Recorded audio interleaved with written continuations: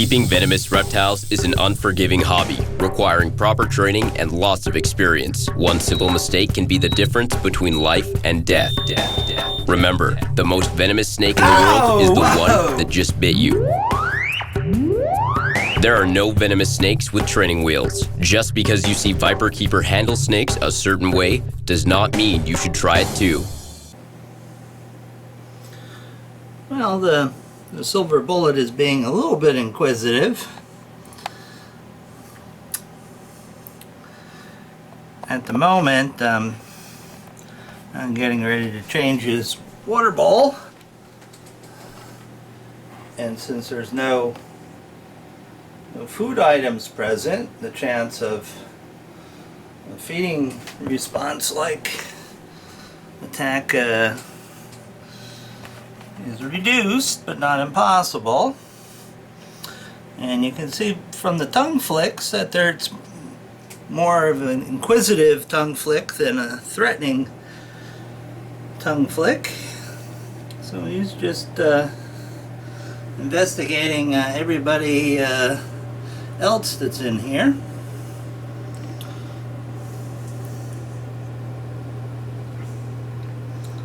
Oh, hello.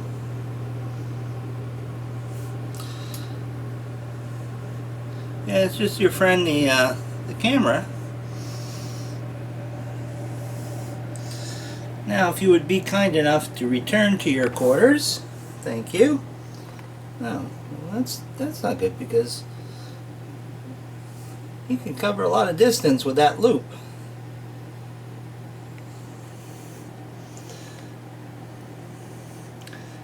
And there's just this lovely Sony camera in between me and the end of that nose where those fangs are located.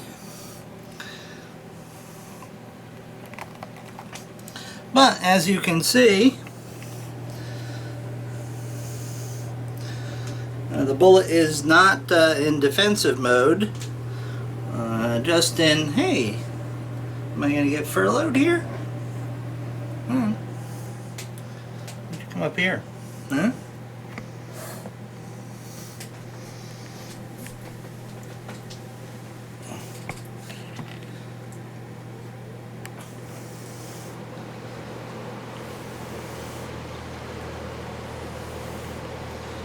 See, now I don't take my mambas out, throw them into big bins. I don't do anything to really make them fearful of me or the room or anything like that. Now, granted, there are occasions where things, you know, have to be done for the snake's benefit, not necessarily. You know, having to tube or pit a black mamba is nothing for my benefit, but you know, it's certainly for the snake's benefit. And you know, those things set you back a ways with the animal, because you blow a lot of trust in carrying out that sort of situation. But as you can see, there's probably not many people that can do this with their 6-foot African black mamba and get away with it and survive. Now, certainly, there may be an occasion where I don't get away with it and things go awry, but I believe if you continue the more gentle approach, the snake will continue to be a little bit more relaxed with you. And certainly feeding time is a time where you might get more of a misunderstanding. Now, you see that side-to-side head move like that. That's a range-finding movement of the head, predicting where it is and where the item of interest or intended target is located. Now, I've seen the bullet cover a lot of distance real fast, but you know, has no reason to feel that you know, it's looking for food or anything like that. I did just put some water in the dish.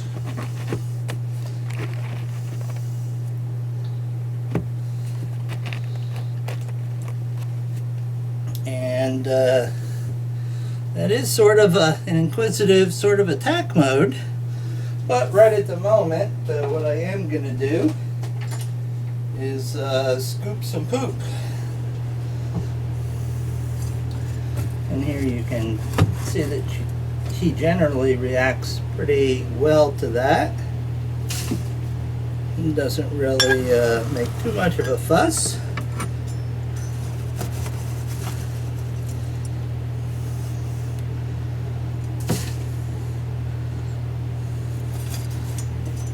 Now, the one thing you don't want to do is surprise one of these guys. You always have to let them know what your intentions are, and by no means should anyone try this.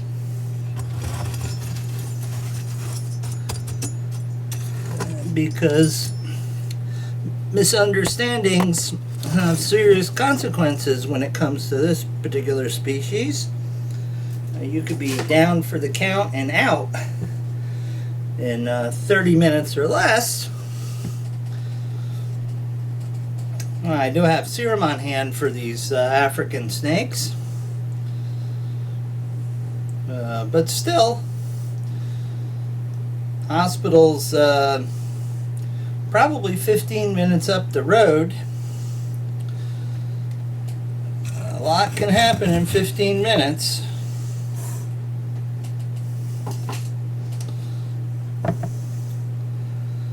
So that's Pooper Scooper in the Mamba cage. Scarlet has shed, so I need to go in there and try to quietly and without rousting her too much her cage and debris and such. So we'll see how that goes. It's not like working in Little Red's cage, that's for certain. Hello. She definitely has one heck of a feeding response, and has been known to launch herself right out of there, like most of the cobras will when they think food's at hand. You know, people, one thing that, you know, is asked often, and what you have to remember is that elapids, with the exception of the death adder, which fills the viperid niche in Australia, are active feeders. They actually go out and hunt prey rather than ambush prey. No comments from down there. The green mambas are going berserk.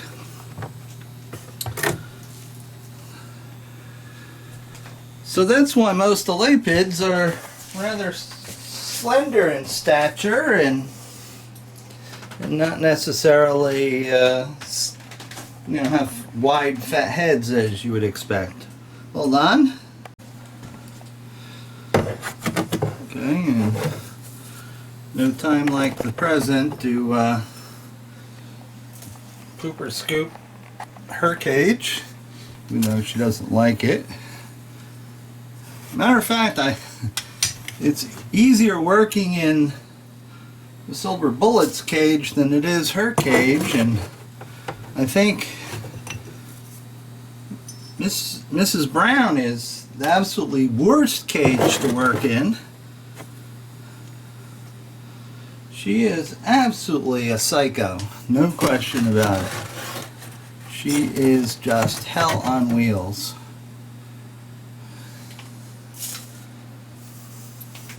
And the Taipan's easy compared to her. Hold on a second.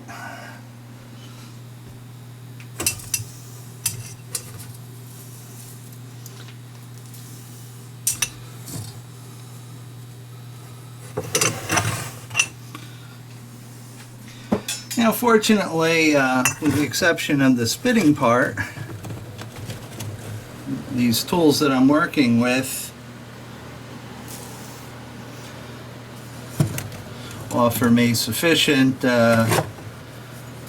control of her if she gets too rowdy. You know, people ask all the time, what is the substrate that I use? This material, and I'll try to get some close-ups, is crushed English walnut. It's produced by Zilla,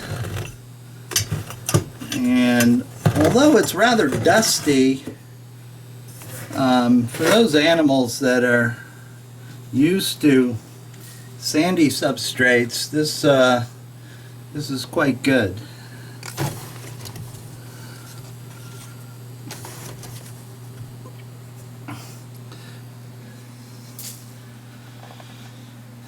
Okay, now the tricky part, which she usually doesn't like, and it's like removing stuff from her lair.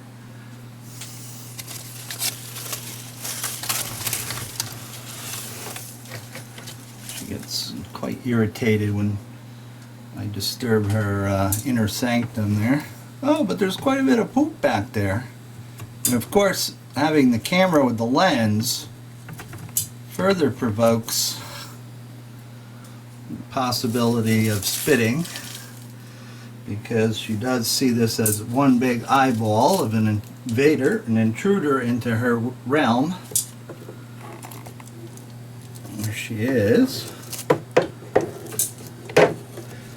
And of course, you know, people are saying, oh, how come you're stopped talking and stuff? Well, you know, I'm trying to hold the camera, watch the snake, remove poop and sheddings from the cage, and talk intelligently at the same time. So my brain is a very busy item right now, and I'm trying not to startle her, so she goes flying in around here like an unguided, misguided missile. Now, yes, indeed, I could take her out. I could put her in a bin, and I would probably take a bath in doing it. It's better to let them stay where they feel somewhat safe and secure, essentially in their home, and you're just like a cleaning person that comes in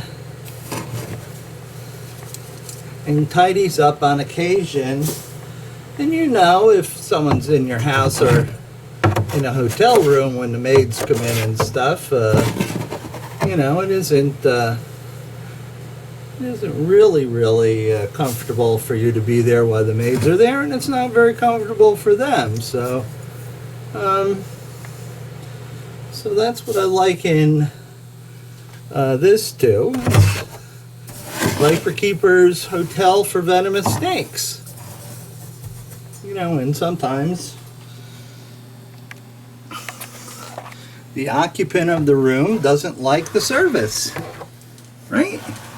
I know, I see you back there. I see you. Relax. Relax. We'll put that back into place.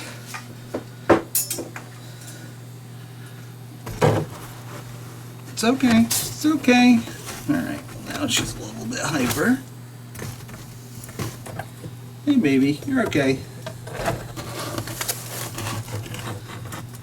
There we go. There we go. Hi.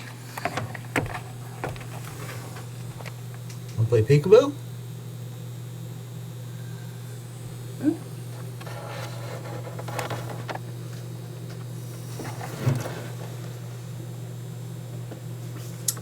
So now we'll gently put some of these items back in there. Here's a branch.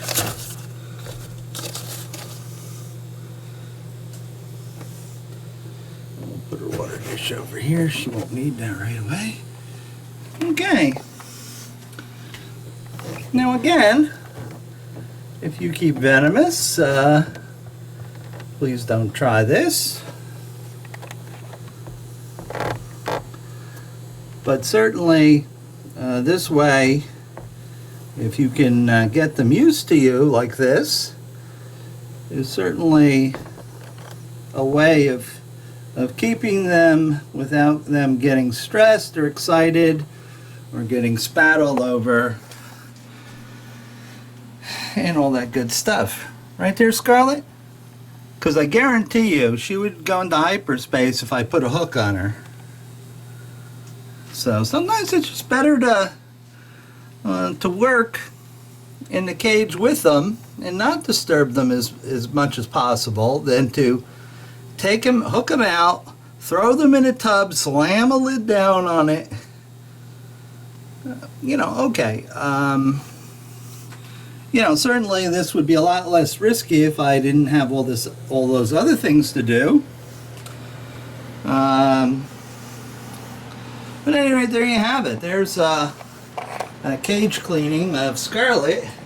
And if you really want to watch something exceedingly dangerous and hazardous, now we could go down here to Mrs. Brown's cage, who needs a real cleaning because she shed also, and Mrs. Brown is, as you can see, a little bit more hyper than Scarlet. And I guarantee if I open that door, she's going to be heading out there as fast as she could do it.